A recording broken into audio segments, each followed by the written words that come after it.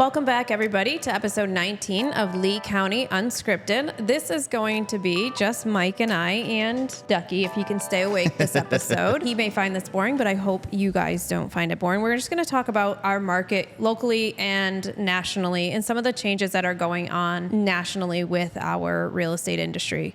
So first off, Mike, we made predictions last year, we did. June of 2025. Episode 8. Episode 8, if you guys want to reference back to that, on what our market's going to do, and basically what we said it was going to do has happened. Mm-hmm. So we said in episode 8 that this year was essentially going to be a flat year, plus or minus 1% to 2% tops. And what have we seen this year? Mm-hmm. The median home price for Cape Coral last year at the same time was $380,000. The median home price for Cape Coral year to date is $380,000. Now, that's not saying that homes aren't selling in Cape Coral, because last month, for the month of April, 544 homes sold in Cape Coral. And Fort Myers is pretty similar in their median home value as well. It's pretty flat. It was down. I think when you did the number, it was 2%.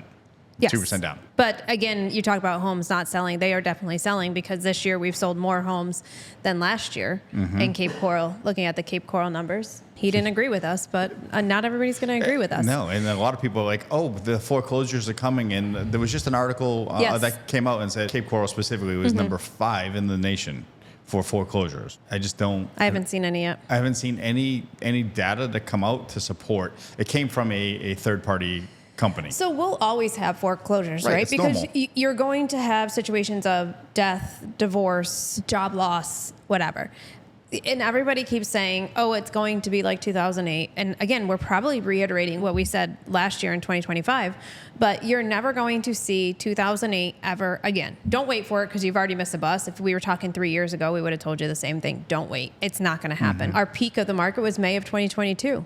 And we've come down ever since then, and this is where we're leveling off. And foreclosures will never happen. There's a couple short sales here and there. We have friends in the business that are doing some short sales. We have one potential one coming up, but it's a one-off. It's not the norm, and it won't be the norm. I'd love to go back to like when your dad was in real estate, right? And like he's like your biggest business mentor. I'd love to go back to those days and like for you to ask him and like not only the business tips of like what he saw back then to today, and kind of get like his perspective as a business professional. Yeah, he was doing real estate.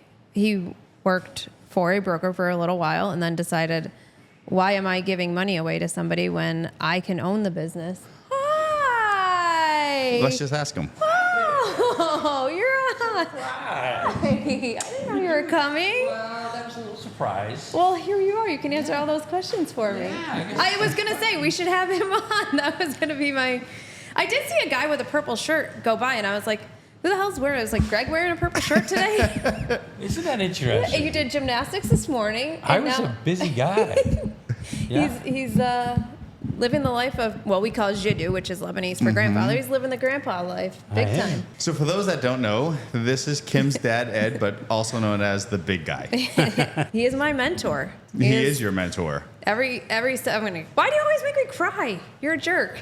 I had a little help on this one. He's my biggest cheerleader, and he's my biggest mentor, because he's always pushing me to do more and more. Like how not just how are you doing, but what are you guys doing next? What's your plans? What's the future look like for you?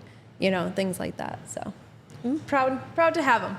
Well, this is your interview. I'm just here. I'm not here. This is your interview, and for you guys to have a conversation. Gosh, real estate back in the 80s. When did you start real estate? What year? Mid-80s. I was born in 85. Yep, so probably like maybe 86 started real estate, 87.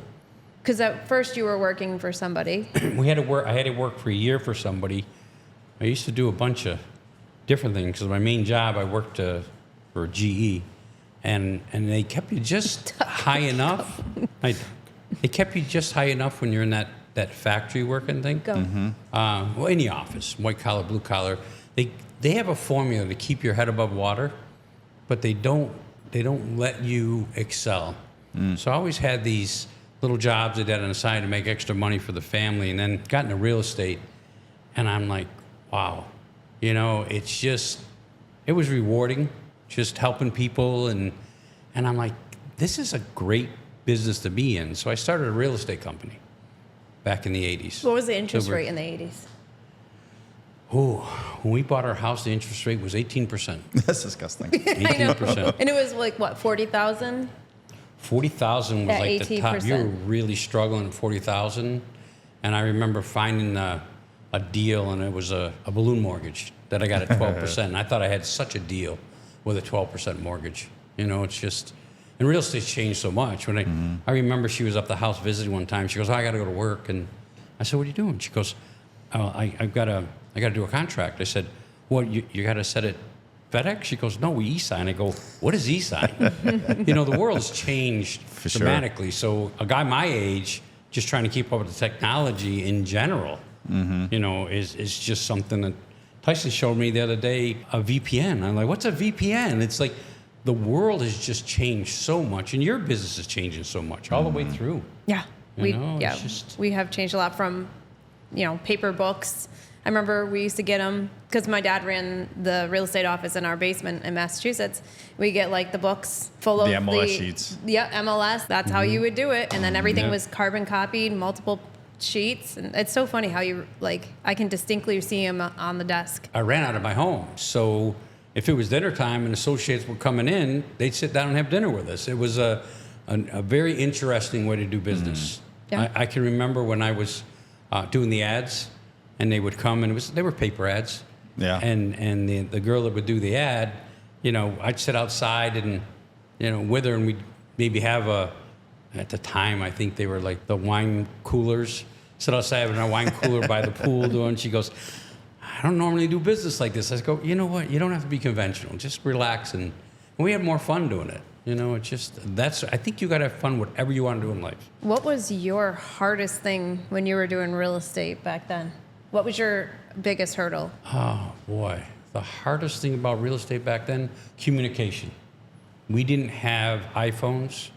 We thought that having a pager was like, that was unbelievable. We had pagers, and your associate could call you, and you could find a phone and call them back. That was really moving real estate in a whole different direction. You needed to have a quarter with you at all times so you could stop at a payphone. Oh my God! I think it was 10 cents. Yeah, you always had to have change because it was a payphone. Right. You know, I remember seeing one time, because I'm always looking at different businesses, and I saw somebody selling a bunch of payphone booths, and I'm like, well, that's interesting. What's going on? Why is he selling these payphones? We didn't realize that the cell phones came in. It just changed the whole dynamics. It's the economies of the way things work in the world. Like the horse and buggy went to the automobile. It just, you know, and AI is going to do the same thing in the future. So people have to keep up with things, no matter what business they're in. That's for sure. Yeah, I didn't think I was going to be in real estate. No. But you even said to me the other day, you're like, he goes, I'm surprised you did this. I didn't think you were going to laugh. I didn't think she was that, you know, real estate is I was a very shy, quiet person. I don't know what happened, guys. You saw the epiphany. It was that 2-year college. Yes. Yeah, 2 years of college said I didn't do anything but have fun. She came to me at the end of her second year. She goes, Dad, I'm not wasting your money or my time. I'm going to Florida and start a business. I'm like, good for you. Go to Florida and start a business. I'm just a big believer that if you have that drive to start a business, you should absolutely run with that. Because I think what happens with a lot of times is people want to get into business and they have some great ideas, but they're just so afraid to hit the switch to go.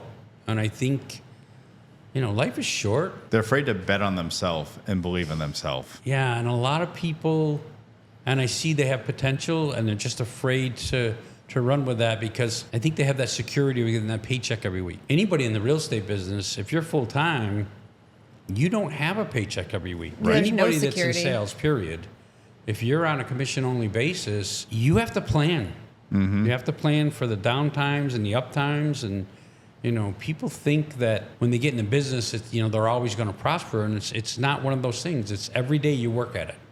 Every day. Sales is the easiest, lowest paying job or the hardest, high paying job.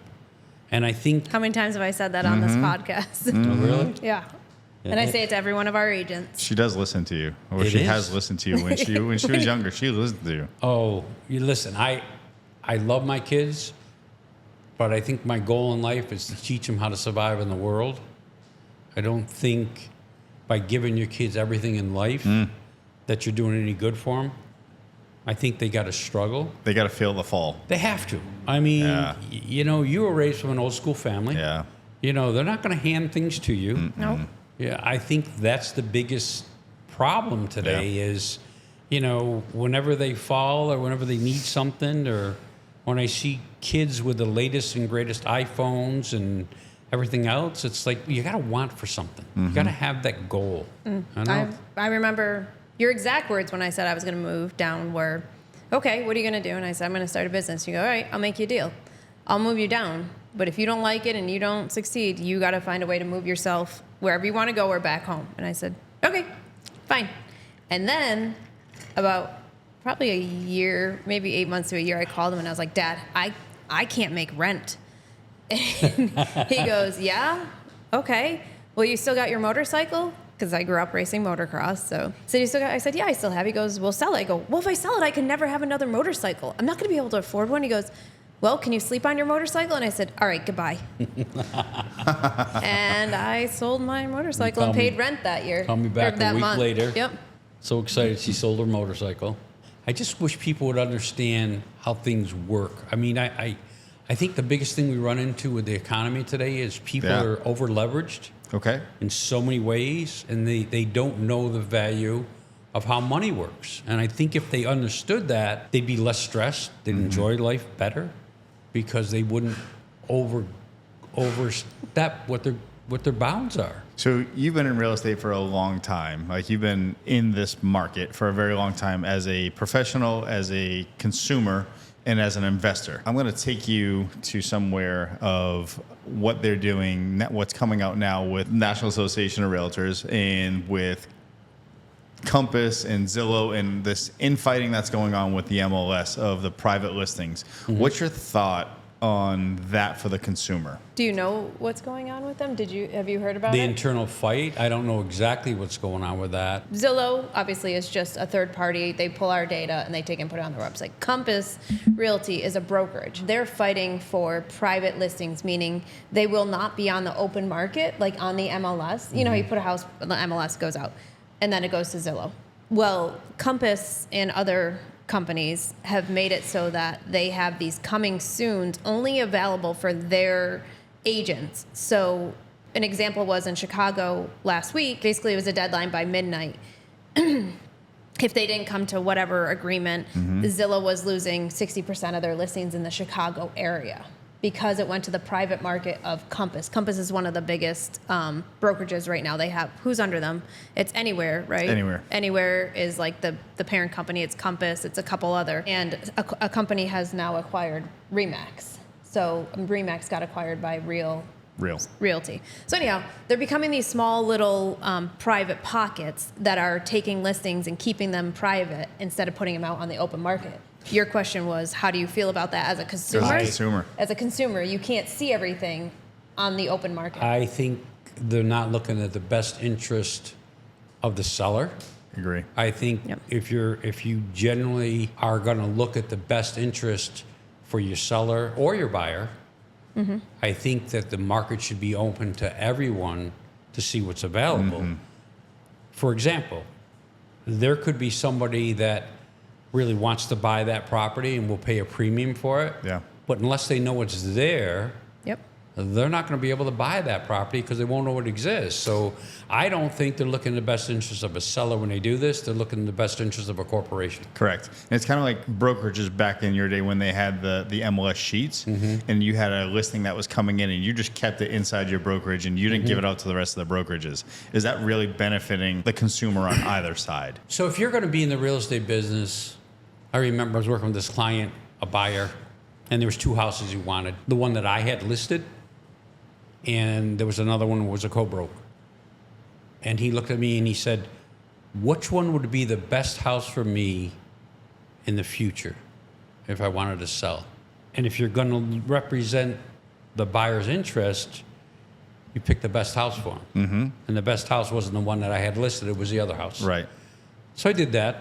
And you always go with your gut, because honesty, integrity, and service is going to get you wherever you want to go in life. And the problem with these people sometimes in the real estate business and other sales business, they're not really looking out the interest of the buyer. And what happens is that's where you end up having a lot of issues with trust issues. And as far as the world going with AI and everybody thinks that the realtors are going to be gone and everything else, the average person, this is the biggest investment they're going to make in their life. 100%. And I don't believe that AI is going to be able to give them the answers they need, or, for a better word, holding a hand with the knowledge you have to make sure they get all these questions. No matter how good AI is, it's still a machine. Sure. So they think within certain parameters. When you have the human being in there, they're going to be able to feel that emotion of the person and be able to really find what's going to work for that person. And the anxiety of buying a house. I mean, I don't know, we know that. If you remember the first time you bought a house. The second time we bought a house, I can remember sitting down with my wife and putting the pencil to it and going back and forth and everything else. We didn't have the technology there was to analyze things, but you still have questions. You have to talk to someone that's got experience in the business. And I think that's what a lot of people are missing with this thing. When I'm here, I'm always hearing that real estate's going to die, the real estate business is out. And it sounds good on paper, but the reality of it is human beings need guidance. And they be, an example, someone's very good at what they do in business, but when they go to buy a large purchase like this, they want to make sure it's the right one. Right. AI is transactional. Realtors are relationships, or should be relationships. Yeah. And you build on those trusts too. Yeah. And the old saying is 10% of the real estate make 90% of the commissions, because they're the ones that are really working hard and doing what they got to do to make sure their clients are satisfied. The other 90%, somebody said, I think I'm going to go get my real estate license. I don't even think it's 90% anymore. I think it's closer to like 5. There's like 1% that's doing the bulk of the work. And then it's like 95 that are. Really? Yeah, in our real estate market here, there's a lot of people that just hold a license. What was our stats last year? We said them on another podcast, and I can't remember what it was. What it was off the top of my head. But it was close to that. Under 5% was the bulk of. Yeah. Wow. Did the bulk of the real estate. 5%. I mean, 63 hours get you a real estate license in the state of Florida. Like, that's ridiculous. And honestly, they don't have the knowledge. They don't. Because they're not putting the time in to get that knowledge. And it's like, and I hear it all the time, it's like, oh, my cousin just got into real estate and I wanna, she's gonna find me a house. And I said, oh, well, that's good. I said, any experience? Well, no, but she has her license and I don't want to insult her. So I probably should go with her. I said, okay. Sometimes. I said, it's a real big investment. So are you got the best person that's going to take care of this huge purchase? Yeah, but I just don't want to insult her. Well, How many times do we say working with family and friends is the most difficult? It is the most difficult. And we have to have each other step in when we're doing that. And that's why we don't even do our own homes. Yeah. Like anytime I'm selling something, Kim handles all the negotiations and vice versa. you have to. There's a line you have to put there. You don't want to overstep that line. Yeah. And I trust her that much that I am And going same. to give her carte blanche to do whatever she thinks is in the best interest for me because of the trust factor. Well, that's a relationship built over years. Yeah. It isn't Many something years. that you just. There's so many bad realtors out there that people don't understand. Don't say any names. No. But Or do. buying a house on the beach, and Kim said this particular broker, just go with him because it's a short sale and he's not the kind of person that's going to work well together on a co-broke. And I'm like, okay, that's fine. So I had to keep on this broker, and he was a broker. He wasn't a salesperson, so he should have known better. About, hey, the short sale's coming up. Yep, I'll take care of it. I'll give you one more chance. If you don't take care of it, I'm buying at the courthouse steps. So comes up again, I buy at the courthouse steps. I'm up in Massachusetts.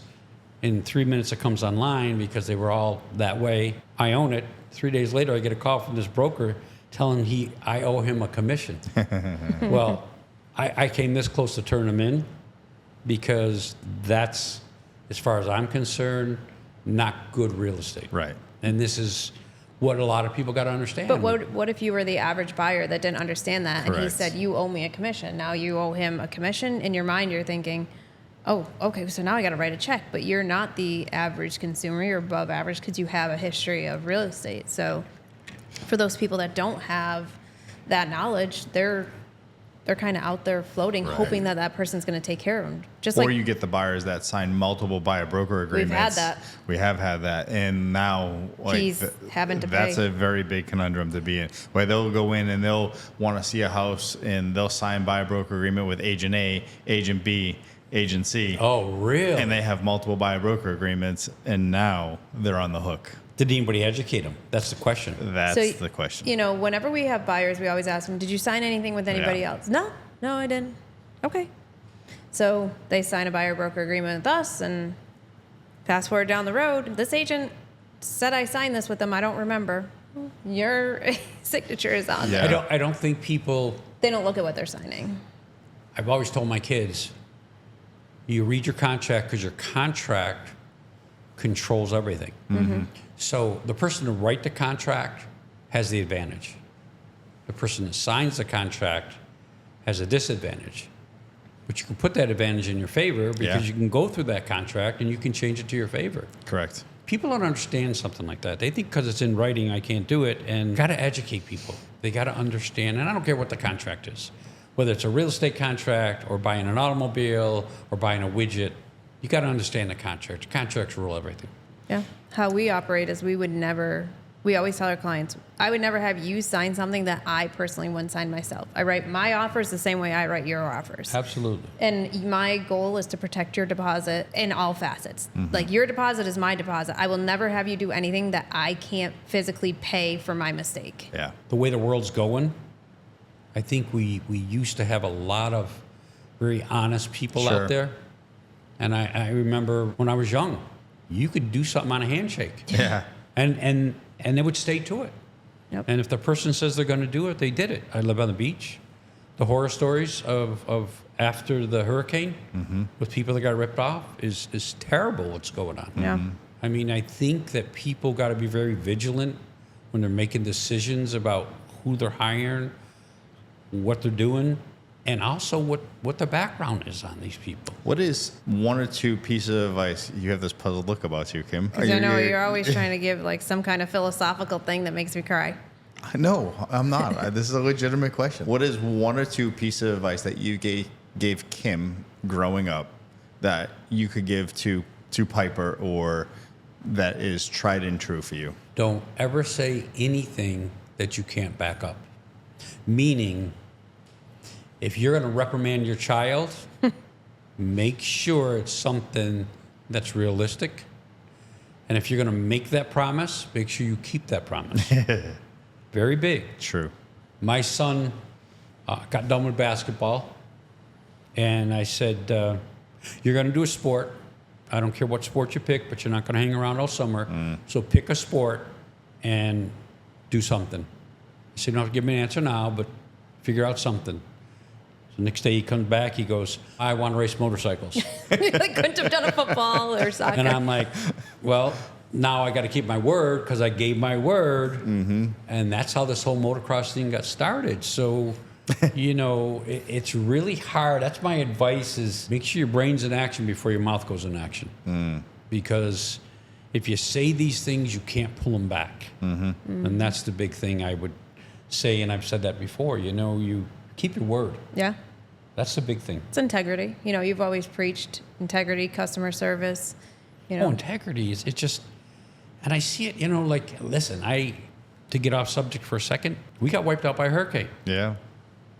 And I depended on Kim for a lot of, okay, you know, what's going on with builders around here? Who do I use? What's going on? And you know, Kim puts me in touch with Gulf Shore, which did an unbelievable job for a house. So Gulf Shore Development, Gulf if Shore anybody's Development. wondering. Sorry. So Gulf Shore Development comes in, and you know, the first one I met was Beth, but Kim knows a lot of good people. Good people hang around with good people, bad people hang around with bad people. So all these connections all the way through, you know, I had good luck with my pool, my cage, because they were all good people. Luckily, once Kim puts me in touch with this one, it follows all the way through. Sure. So I think that's one of the biggest things people got to understand is when you're working with somebody and you trust this person, you're going to go with the people that they recommend.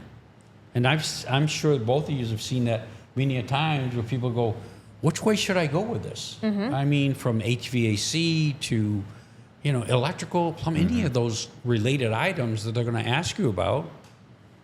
That's the whole thing. We're excited to recommend our vendors because usually they're small businesses that we're excited to see grow, and we know that the people are going to be taken care of. So for us, it's like, it's exciting to just watch their business grow and to have our customers satisfied by them too. I love to see small businesses growing. For sure. They work hard. Unfortunately, everybody's got to fall and fumble and learn. But I think if you get a good group of good people, they'll all help each other. Sometimes you're not related in the same businesses, but small businesses are like local politics. They have more influence locally and on your day-to-day life. They do. than the national brands and the national politics. Absolutely. Mom and pop businesses give back more to the communities than national brands, typically. It goes back to this whole thing when you see, and I'm just going to give another example of a mom and pop brand. Kim's very conscious about what she's feeding Piper. You know, Deb and I are very organic about things. I don't know if it was you was telling me or Tyson told me that Annie's mac and cheese, very organic. You know, everybody trusts that name. Well, it got bought out by a big conglomerate. So the big conglomerate is going to basically take that formula, and I'm sure they'll adjust it to get their more revenue out of it. Yeah. But all these years, you trust this thing. So when I go back to the little mom and pops that you're working with, you know, that's a big headache that people don't have to deal with because they know.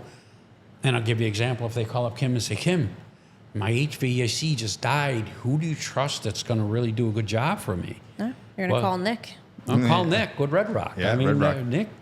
Nick has done a great job for us. Yeah. You know, and you've had hurdles along the way with him, and he's been there every time. Oh, my God. Over and above. I mean, they just, young kids, him and Angela, just bending over backwards, trying to get off the ground with their business. And like I said, Nick, if you ever got a question, you call me up, and we'll go through it. I don't mind mentoring somebody that's trying hard. It's the one that I'm not going to mentor that's sitting there waiting to get their hand out and get fed, but you don't want to go out and do the work to get fed. If I was going to do anything again, I would probably teach people how money works. Yes. Well, that's one of the life lessons. It's going back to Mike's original question. You always taught us how money works. From a young age, we had to work.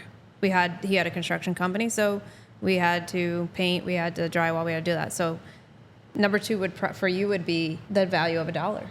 Absolutely. Listen, a dollar's dumb. It doesn't know whether it's making you money or costing you money. And if people understand that dollar, if you put it away and put it to work today, it's going to make money all the time for you in the future. Everybody wants instant gratification. A bunch of friends, you know, we used to ride motorcycles, and we were all, I think 19 years old, and where I worked, you know, it was closing down and all those things, and everybody was getting their benefit, you know, checks and pensions, whatever they had left, and they were drawing out, and they said, what are you going to do? And I said, oh, just leave it there. I said, you know, not me. I'm going to go out and buy a new motorcycle. I'm buying this or I'm buying that. I'm like, guys, it's just, you don't need it. What are you going to do with it? Well, you know, I look at this whole thing, when I look at the way it works, it's like compound interest is amazing. And I've always been intrigued with that whole thing. And I try to tell people, if you're young, let it go to work for you now. Yeah, let your money work for you. Well, it's a lot easier doing it in your 20s than it is trying to do it in your 50s. For sure. Kim, what would be something you would want to ask your dad that you've never been able to ask him before? I ask him everything. Yeah, I know you do, but like, what would be something you guys have an amazing relationship, right? Yeah. And it's great to be able to see that, because obviously, you know, I see it with my daughters and emulate what you do with her. I've seen it from this side, so thank you for raising such an amazing child. I have two amazing kids, and I'm so lucky. My biggest thing is I just enjoy everything. Watching, Yeah. you know, from her growing up to her starting businesses to being a mom. I mean, she's got a great husband. She's got a great life. I mean, Tyson's amazing. you know. Yeah, I got lucky when I found my husband. It was later in life, and he was a true fit for me. You guys complement each other very Yeah. well. And Very I much. always told her, don't compromise. Yeah, for sure. Don't compromise in life because life's too short. Yeah. Don't settle for someone that you're not happy with. Right. That's a real big thing. It is a big thing. And everybody thinks that, you know, well, once we have kids, it'll all settle down. If you're going to argue now, you're going to argue later. It's gonna be, you know, Tenfold. you know. I think I don't think it's something I haven't asked my dad. My dad has always taught me is, you know, not to spend foolishly. You know, he would say, yeah, I remember when I came down here, I had some money in a savings account.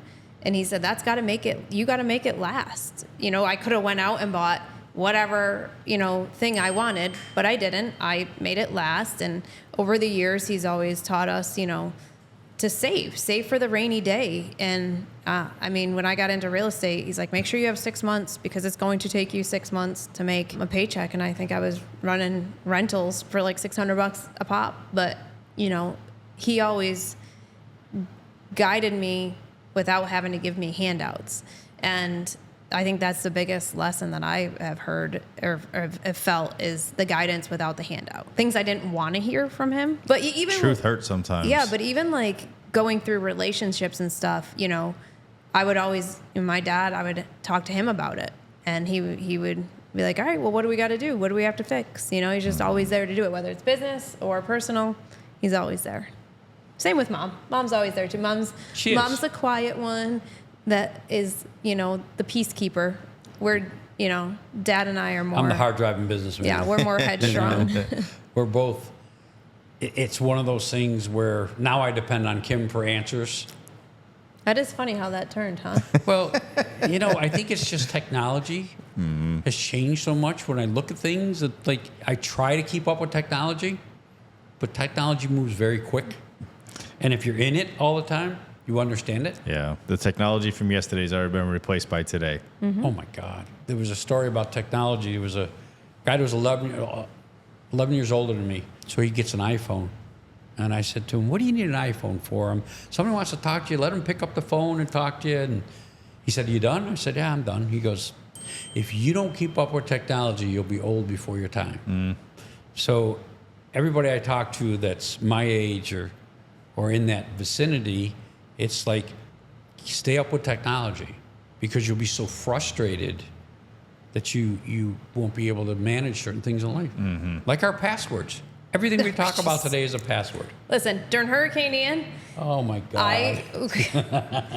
they're drying out all the stuff from their house, and they have a 8x11 piece of paper with lines with all their passwords on. They're like, I can't read it. I go, how long have I been telling you to keep this in your phone for?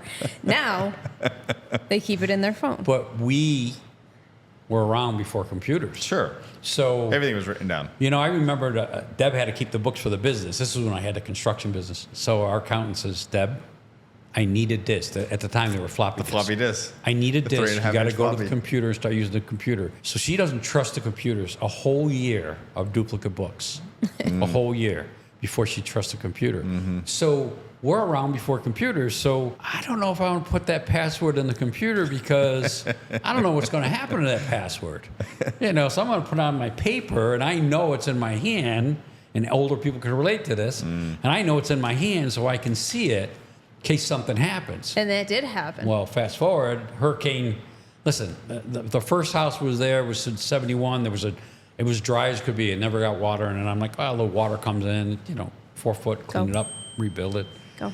Little did we know it was going to be that much. So Right. I 14 got the feet. riot act for not up over the roof. for not taking Yeah. all my paperwork. I said to him before the hurricane, make sure you take your passports, you take your IDs, you take any titles you have, anything important, just take it with you.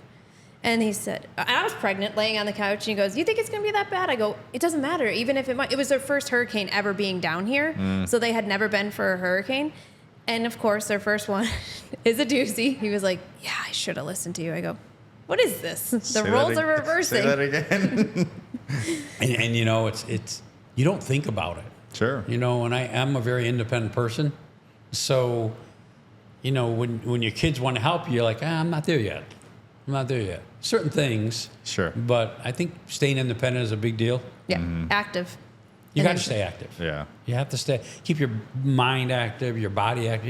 You got to keep moving all the time. What is your recommendation for a 21-year-old that is getting ready to make a purchase into a house? Good thing or a bad thing? I think if you purchase a house at the right price, it's a good thing.